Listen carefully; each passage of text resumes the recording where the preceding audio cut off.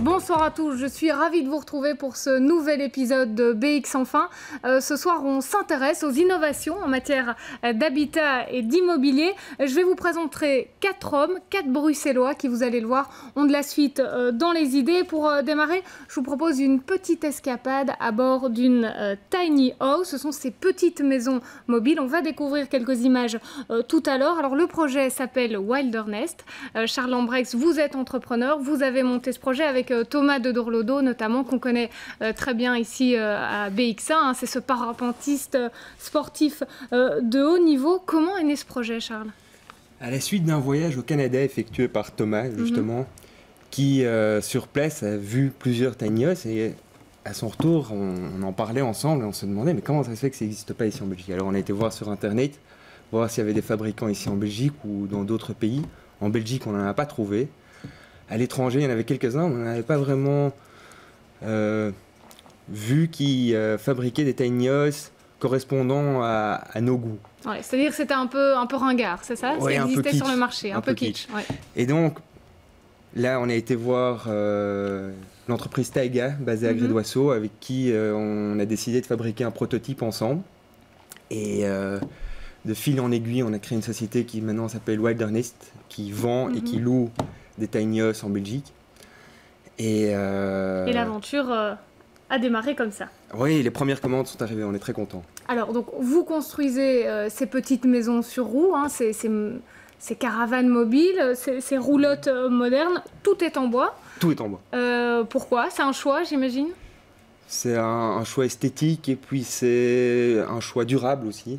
On a essayé d'être dans le développement durable et de faire quelque chose de beau, et le bois est quand même plus beau que le reste.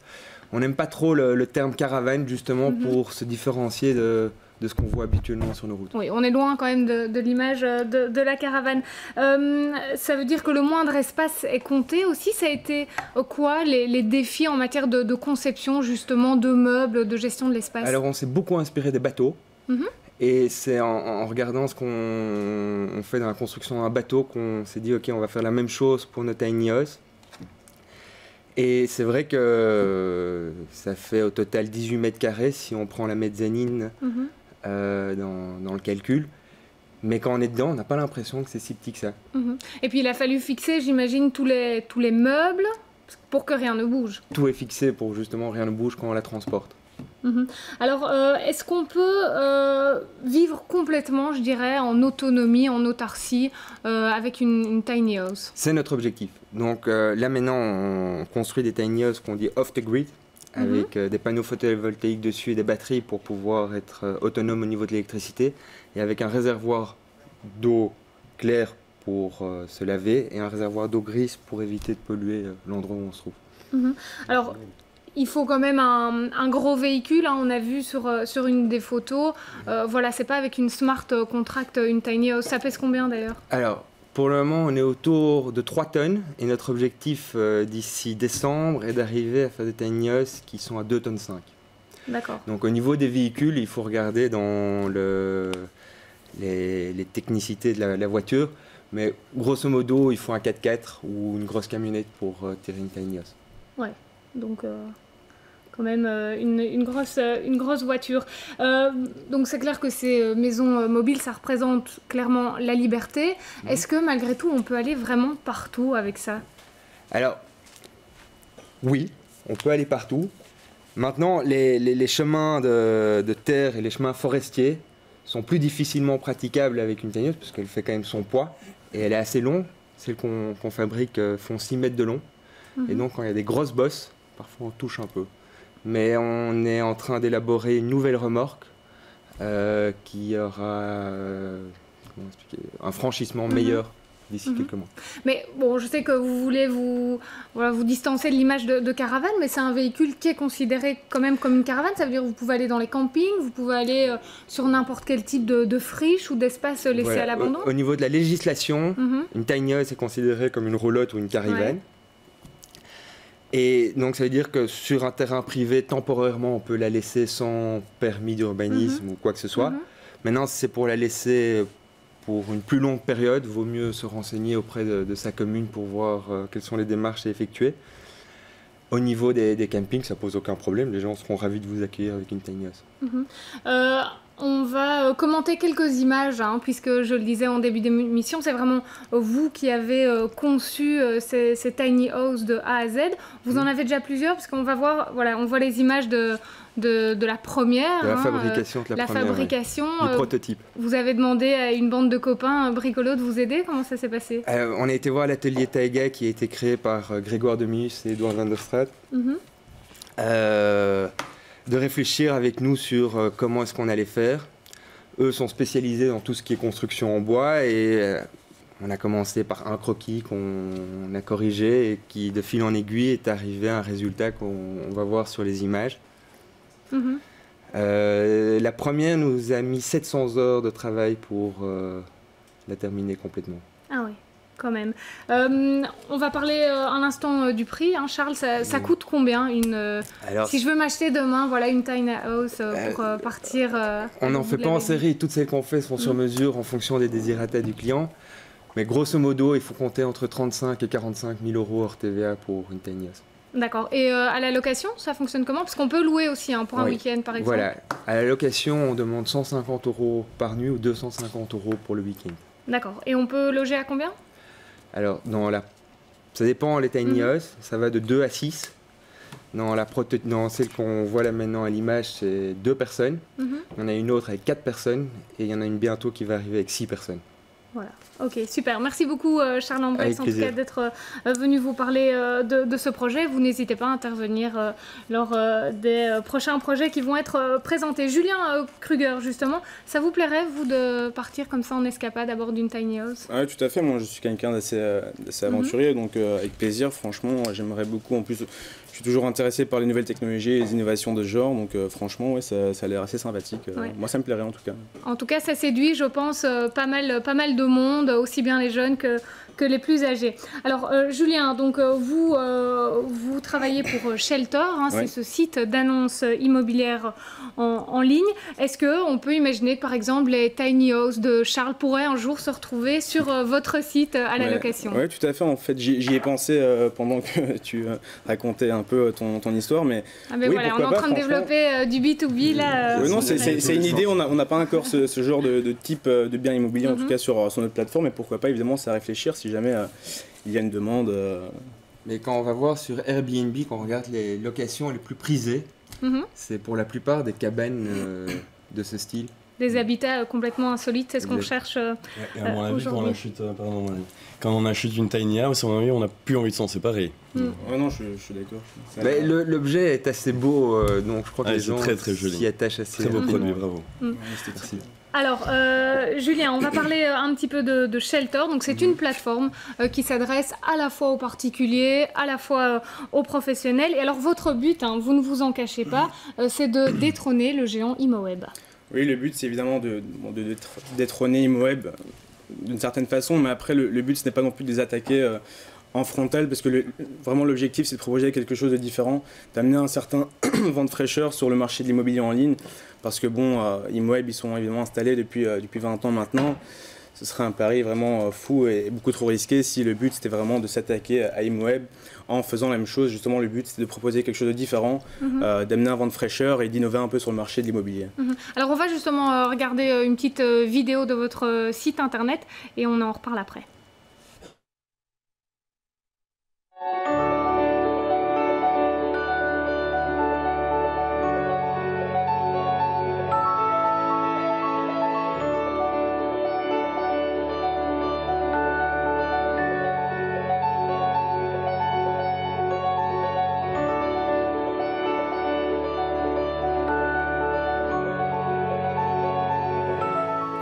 Je suis sûre que je ne suis pas la seule qui y ait pensé, mais c'est assez flagrant. Hein. Votre site ressemble étrangement à celui d'Airbnb, et ça aussi, hein, vous l'assumez.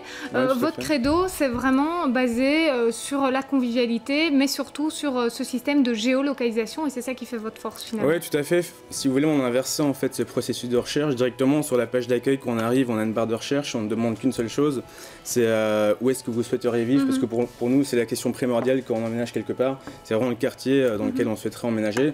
Donc effectivement, une fois qu'on a entré une rue, une adresse ou un quartier sur la page d'accueil, on tombe sur une carte avec des biens qui sont géolocalisés. Et à ce moment-là, il est possible évidemment de ségréger sa recherche. Il y a différentes fonctionnalités qui permettent de trouver vraiment le bien de vos rêves assez facilement et rapidement. Alors, Shelter, en quelques chiffres, vous avez démarré il y a 1 an et demi environ. Vous avez 30 employés dans le monde. Vous êtes présent déjà dans 10 pays. Oui, tout à fait. Ça, c'est une stratégie volontaire, j'imagine, ce développement parallèle dans différents pays? Oui, non, c'est tout à fait voulu. Évidemment, on a commencé en Belgique, ici à Bruxelles, à Ixelles. On a déménagé à Tervuren d'ici il n'y a pas très longtemps. On s'est déployé au Luxembourg, en France, donc dans les pays limitrophes. Maintenant, on est présent également en Italie, au Portugal, en Espagne. On ouvre le marché canadien, le marché suisse. Et vraiment, oui, c'est effectivement voulu. C'est vraiment le but, c'est qu'au final, ce qu'on espère, c'est qu'il n'y ait plus qu'une seule plateforme immobilière de référence sur lesquelles seront proposés tous les biens immobiliers à la vente ou à la location sur Internet.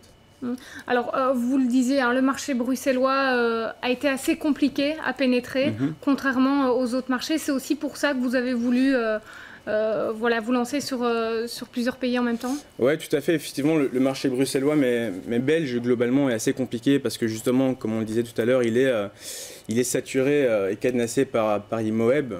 Donc effectivement, après, c'est assez compliqué au niveau des agences immobilières pour annoncer, même sur d'autres sites que les nôtres, mais sur des sites concurrents à ImoWeb parce qu'ils sont obligés de payer une certaine commission pour annoncer sur des sites concurrents, puisque ImoWeb, vu qu'ils étaient installés il y a quand même quelques temps maintenant, depuis plus de 20 ans, ils ont discuté, ils ont fait des contrats évidemment avec les passerelles, les softwares de l'immobilier pour pouvoir annoncer.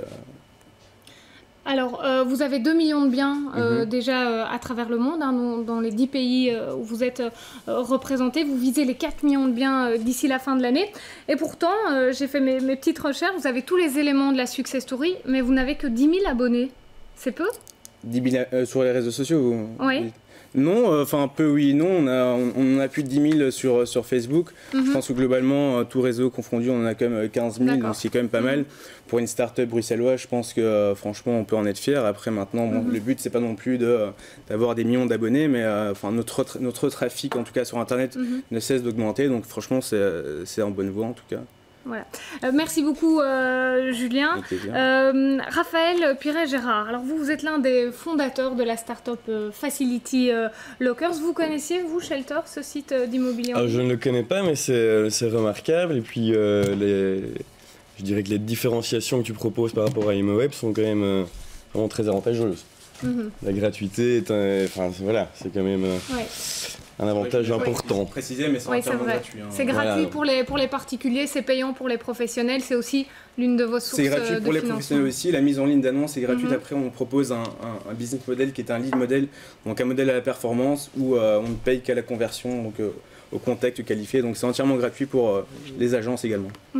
Raphaël Piret-Gérard, alors vous, votre entreprise Facility Lockers se positionne comme un nouvel acteur qui va vraiment révolutionner le marché de la livraison de colis. Ça veut dire en fait que vous vendez des casiers, des boîtes aux lettres intelligentes. On va voir quelques images, quelques photos en tout cas de ces casiers. Donc ce sont des casiers qui sont à la fois disposés dans les entreprises, dans les espaces de coworking, dans les supermarchés. Expliquez-nous un peu, c'est quoi le concept de ces casiers? C'est pas des simples casiers.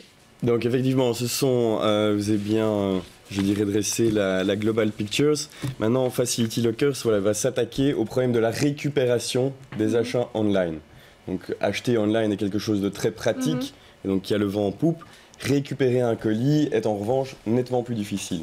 Donc on va positionner à l'entrée des SAS, des immeubles de bureaux ou des immeubles résidentiels, nos boîtes aux lettres intelligentes, afin, en collaboration avec les sociétés de transport, de vous faciliter la récupération de ces colis. Parce qu'en fait, votre concept, en fait, il se base sur un constat, c'est qu'il y a de plus en plus de gens, et j'en fais partie d'ailleurs, qui se font livrer leurs produits au bureau, sur leur lieu de travail, et ça peut parfois représenter une charge de travail pour les réceptionnistes. Tout à fait. Et c'est pas son job, donc nous, ce qu'on propose, c'est de venir aider ces réceptionnistes en justement installant ces boîtes aux lettres intelligentes à l'entrée des buildings. Alors, on va regarder, je vous interromps, on va oui, regarder une petite vidéo de présentation de votre produit. Je vous propose de la commenter. Donc voilà, vous la voyez là devant vous sur le moniteur. Voilà, donc là c'est l'achat qui est online sur le site de l'e-tailer, hein, l'e-commerçant. La livraison par les sociétés de transport dans un de nos box, de nos facility lockers. Donc ça, c'est le livreur qui tape un code. Donc non, ça c'est le client qui vient de recevoir son code, qui l'a digité sur l'écran, et donc ça a généré l'ouverture de la porte. Alors ici, vous voyez qu'on a non seulement la livraison de colis, les retours que nous pouvons proposer, nous proposons également du nettoyage à sec. On a enrichi l'offre de la récupération de colis, d'une série de prestations de services. Oui, c'est ça. Donc, c'est pas simplement se faire livrer une paire de chaussures ou un téléphone, mais voilà, donc, on se profile véritablement comme une conciergerie automatique, en fait. Donc, on va non seulement positionner le meuble, mais en plus fournir une série de prestations qui va permettre aux employés et aux occupants des immeubles de bureaux d'économiser du temps, tout simplement. De ne pas aller au nettoyage à sec, de ne pas, vous voyez à l'image également la réparation de smartphones, etc., etc. Et donc, de faire gagner du temps et de suivre les tendances smart building, live at work, etc., etc. Ouais, c'est un argument de vente aussi pour les promoteurs immobiliers qui peuvent dire voilà, à leurs clients, eh bien nous, dans ça va réduire le vide locatif, effectivement, c'est un argument de vente. Et puis, lors de la commercialisation même des immeubles qui sortent de terre, des développeurs immobiliers, bien évidemment, vendre un immeuble qui suit déjà les tendances, je reprends le mot de Charles, durable, est évidemment une valeur ajoutée qui va réduire le vide locatif. Raphaël, ça coûte combien ces casiers? Alors notre offre commence à 250 € pour un 8 portes. Ok, et donc 8 portes, 8 casiers? Oui, c'est ça, absolument. Ce sont des casiers commutatifs. D'accord. Donc, qui peuvent, je dirais qu'on va sur un 8 portes, on peut équiper un building de une quarantaine d'appartements. Oui, parce que c'est des casiers qui ne sont pas nominatifs, évidemment. C'est pas nominatif, donc c'est interchangeable, etc. Et donc on peut monter jusqu'à 1250 € pour les gros malls que nous équipons également. Mais je dirais que pour un building style Tour et Taxi que nous avons tout récemment équipé, on est entre 600 et 700 € mensuellement, donc par mois. D'accord. Donc on vend une solution, on va pas vous vendre un casier parce que votre métier n'est pas de vous occuper d'un casier. Donc nous on va vous vendre un casier, on va vous vendre la maintenance électronique, du hardware, etc. Et donc voilà, une solution qui est globale. Alors Raphaël, je ne sais pas vous, mais moi en tout cas j'imagine très bien vos casiers électroniques dans les roulottes, pourquoi pas. Dans les roulottes, mais surtout dans le nouveau projet immobilier d'Antoine Hupin. Alors Antoine, vous travaillez dans une société immobilière familiale qui s'appelle Urbani. Et on va parler ce soir du projet Îlot Picard. Alors c'est du co-housing locatif. C'est relativement tendance, en tout cas ça débarque à Bruxelles. Donc c'est de l'habitat groupé entre locataires, c'est ça ? C'est bien ça. C'est la particularité du projet de l'Îlot Picard. Donc on connaît l'habitat groupé traditionnel, mais qui est plutôt une démarche de propriétaire. Ici, on s'adresse à des locataires. Alors les images qu'on vient de voir, donc on en parlait, donc c'est l'Îlot Picard, c'est un ensemble d'appartements situés à Molenbeek, c'est ça ? À Molenbeek, à côté du site de Tour et Taxi. On est en train d'achever le chantier et le bâtiment devrait être livré d'ici quelques semaines. Et donc, on a 19 unités locatives, du studio à la maison 3 chambres et un espace professionnel de 250 mètres carrés au rez-de-chaussée de l'immeuble. Alors, si l'habitat groupé, locatif ou pas arrive à Bruxelles, c'est aussi en réponse à une évolution sociologique de l'habitat finalement. Alors oui, aujourd'hui on ne vit plus comme les générations précédentes, 40 ans dans un même logement. On a tendance à bouger plus rapidement. Il y a également une demande de renforcer les liens sociaux entre habitants. Et ici c'est une réponse grâce à la location, mais aussi grâce à tous les espaces en commun qui sont mis à disposition. On a un jardin de 1000 mètres carrés en plein centre-ville. On a 2 salles communes polyvalentes polyvalentes qui seront occupées par les habitants. Il y a une laverie commune également dans l'immeuble. C'est quoi les avantages principaux de cette nouvelle manière de vivre, hein? Donc on le rappelle, c'est du logement privé, mais avec des infrastructures collectives, c'est ça? Alors oui, donc dans le cohousing, il y a vraiment deux dimensions. Il y a l'aspect, les espaces, l'appartement privatif, confortable, durable. On est dans un bâtiment passif ici, donc les coûts sont ridicules au niveau des frais de chauffage. Et puis il y a la dimension du groupe, les gens qui vont habiter cet immeuble et qui vont pouvoir rencontrer leurs voisins, partager des choses, que ce soit des échanges matériels, que ce soit des échanges sociaux, des échanges de services. Oui, c'est ça. Alors par exemple, le locataire du rez-de-chaussée est professeur de mathématiques, il a 2 enfants et au premier étage, il y a un adolescent qui a raté son examen, qui a besoin d'un cours de rattrapage. Eh bien, pourquoi pas échanger ses services de babysitting avec des cours de mathématiques. Dans la salle polyvalente. Dans la salle polyvalente. Alors vous qui êtes spécialiste de l'immobilier, est-ce qu'on se dirige de plus en plus vers ce type d'habitation, donc l'habitat groupé entre locataires? Est-ce que c'est vraiment une tendance qui répond à une demande à Bruxelles? Alors nous, on a effectivement le sentiment qu'il y a une demande grandissante. On voit qu'il y a quand même une réponse positive de la part des candidats locataires pour cet immeuble-là.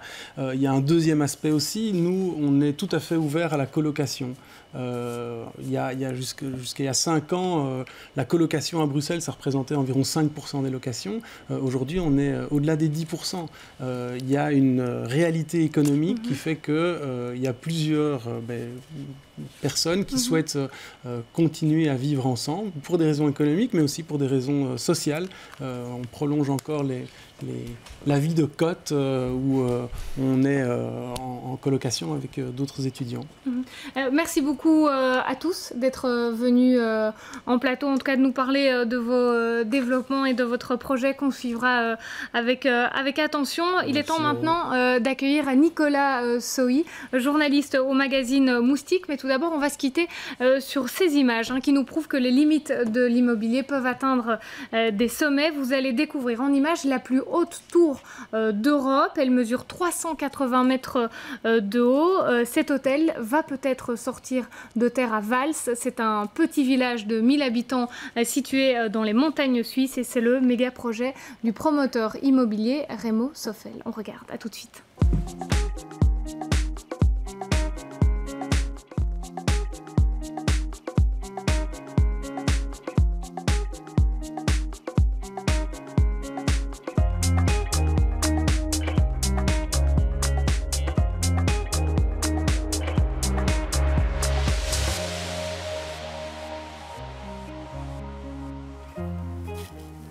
Bonsoir Nicolas. Alors ça vous dirait une chambre d'hôtel comme ça à 300 mètres de haut dans les montagnes? Ça a l'air dépaysant en tout cas et moi j'aime bien les logements un petit peu particuliers, un petit peu farfelus, donc pourquoi pas pour se ressourcer un petit peu en montagne. Voilà, il ne faut pas avoir le vertige. Ouais. Alors vous êtes journaliste au Moustique et vous allez nous présenter plusieurs initiatives en matière d'habitat notamment, et on va prendre la route de la Wallonie où une entreprise propose là de construire une maison en 24 heures. Oui, c'est modulaire. Quand j'ai enquêté la première fois sur cette société, j'étais un petit peu perplexe sur la véracité de cette construction en une journée, et c'est vrai. Donc en fait, ce sont des maisons qui sont construites en usine, donc comme on le ferait pour n'importe quel produit à la chaîne. On les découvre là sur les images. Voilà, comme on peut le voir. Et donc ce sont effectivement des blocs de 3,3 mètres sur 9,3 mètres. Donc on fait en usine un bloc cuisine, un bloc salle à manger, un bloc chambre à coucher. Et puis on emmène tout ça sur le terrain à bâtir en fait, et on construit la maison comme ça. Alors évidemment les possibilités sont plus réduites qu'une vraie maison puisqu'on doit respecter ces blocs, même si on peut abattre un mur et lier 2 blocs. Enfin, c'est une chouette alternative et ça coûte à peu près 15% en moins qu'une maison les surporte ordinaire. Ah oui, et en plus, c'est construit super rapidement. La deuxième initiative que vous avez relevée, c'est celle de l'ASBL Habitat et Participation. Et là, cette association propose d'adapter les logements aux défis contemporains. Ça veut dire quoi, ça? Oui, c'est ça, aux besoins sociaux. En fait, on sait qu'aujourd'hui, l'immobilier est parfois très cher, même le marché locatif aussi.